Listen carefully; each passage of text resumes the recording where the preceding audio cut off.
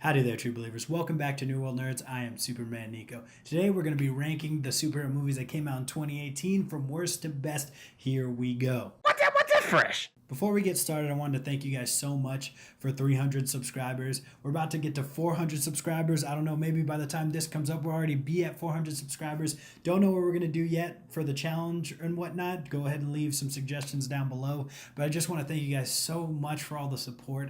It means a lot, especially me doing this more by myself now. To get this kind of support is really amazing. I just want to thank you guys again so much. It truly does mean the world. All right, let's Olympic style dive right into this one. Okay, coming in at number 9, we got Venom. This movie comes in last place, one, because 2018 was great in the way of superhero movies, but also this was barely a movie. I think without Venom, for me, this movie would be below average. I love Tom Hardy as much as the next nerd, but I think this movie's script could use a little work. I felt like plot-wise they were given a few bullet points by Sony and were told to hit these points. It felt like the screenwriter was playing connect the dots, and that's just not something I want to experience. The biggest surprise from this movie is probably how much I liked the boyfriend. I liked how he wasn't just an asshole. He seemed like a nice guy. Really just wanted to help Eddie out. I think there were some funny symbiote moments, but I just felt like some of them didn't seem very earned. I don't think this movie makes a whole lot of sense, but it does make dollars, and that's why it's getting a sequel, baby boy. Coming in at number 8, we got Ant-Man and the Wasp. The reason it comes in so low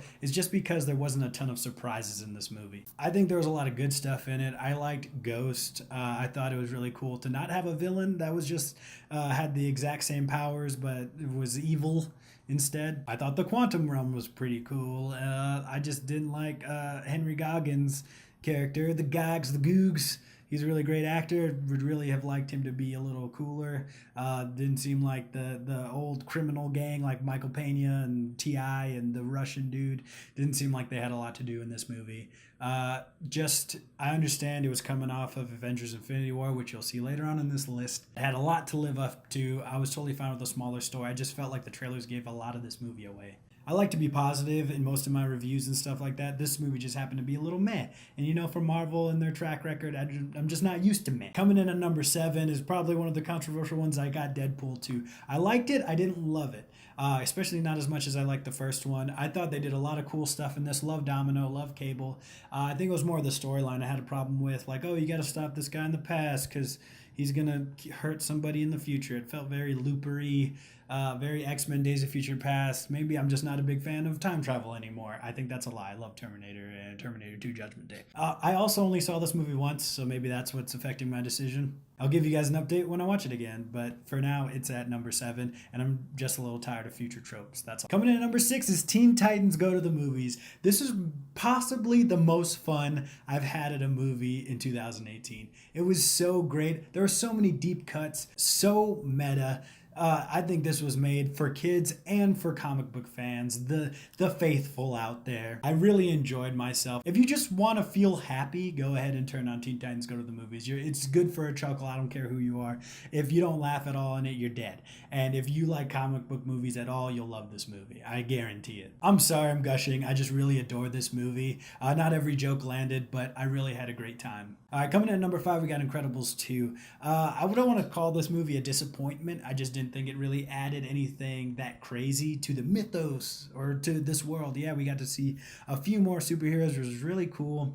I thought the villain could have been better, but just the villain in Incredibles 1 was really good. Probably the only reason that this ranks above Teen Titans Go is probably nostalgia. It felt a little bit like a retread, but I forget all of that when Edna Mode comes onto screen or Jack was fighting the raccoon. That was just so funny. I can't get enough of it. Put it right into my veins, baby boy. I wanted to see more team up between the Incredibles family. At the end of Incredibles 1, we felt like they were going to always be this crime-fighting family. It was going to be really cool. And then they were a crime-fighting family, and then they're like, hide your powers again. I'm just like, I don't like it when we go back to stage 1. I don't like it when they reinstate the status quo. But I think this movie would have benefited from a time jump. All the people who saw it in 2005 are all grown up now. That's why I really liked Toy Story 3, because Andy was going off to college. There was a nice time jump there. And I think definitely the next movie needs to have a time jump. All right, this is going to be super controversial, but I really couldn't make up my mind. So tied for the 3rd spot is Black Panther and Aquaman. I really enjoyed both of these movies. I hear some people be like, oh, Atlantis is just Wakanda underwater. Stop it.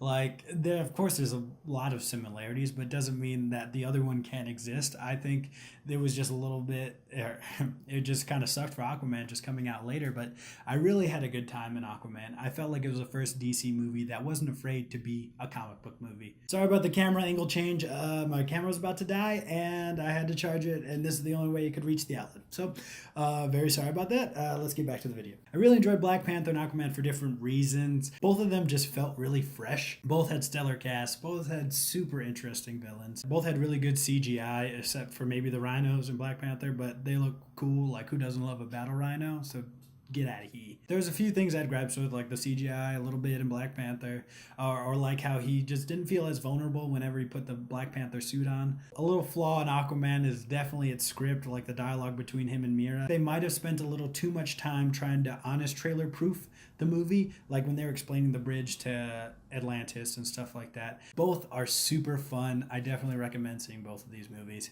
That's why they're tied for number 3. I'm sorry, I'm a coward. I couldn't pick which one to put ahead of the other. Number 1 and number 2, this is where it gets dicey, all right? I really love both of these movies. I didn't want to put another tie on this list. So number 2 is Spider-Man Into the Spider-Verse. I know it's number 1 on a lot of people's list, and I truly did love this movie, but I just couldn't pull the trigger on the number 1 spot. I didn't know I needed this movie. There's a part at the end of this movie where Miles is swinging. He's accepted his role as Spider-Man, and he just he explains how anybody can be Spider-Man.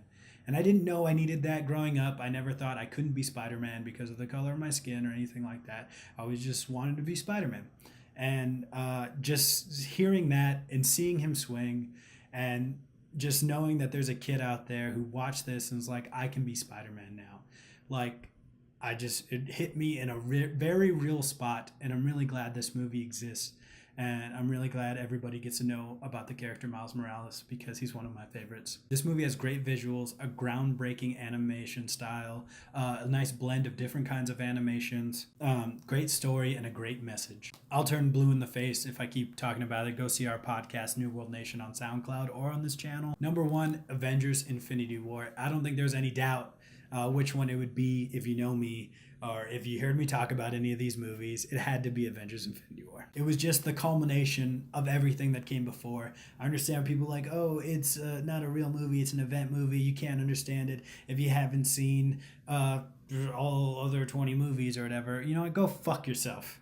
So it's probably a little harsh. My nerd blinders are on to all that bullshit. I fucking love this movie. I can't say it enough. I've watched it so many times, and it's not any less awesome. For people who say that you have to watch the other movies, it's like saying that the Battle of the Bastards episode in Game of Thrones isn't any good unless you watch, like, the whole series. I understand you'll get more out of it if you watch the whole series, of course, but just watching that, guess what? It's a fucking masterpiece, and so is Avengers Infinity War. It has a great villain, minor plot holes, maybe a little bit of lagging in the middle when Thor goes to Neverdelir. But again, I love the ending to it. It's what I wanted since the beginning, since I read about the Infinity Gauntlet. I wanted it to end in the snap, and I'm so glad it did. If you guys have been around the channel for about a year, you would have seen that we put out a top 5 most anticipated for 2018, and Avengers Infinity War topped my list. So for this movie to be my most anticipated movie from the past year, and it to be number 1 is truly amazing. There was very high expectations for Avengers Infinity War, and I think they freaking nailed it. I had a great time in this movie. I think it's an instant classic for me. I'm going to be watching this movie for a very long time.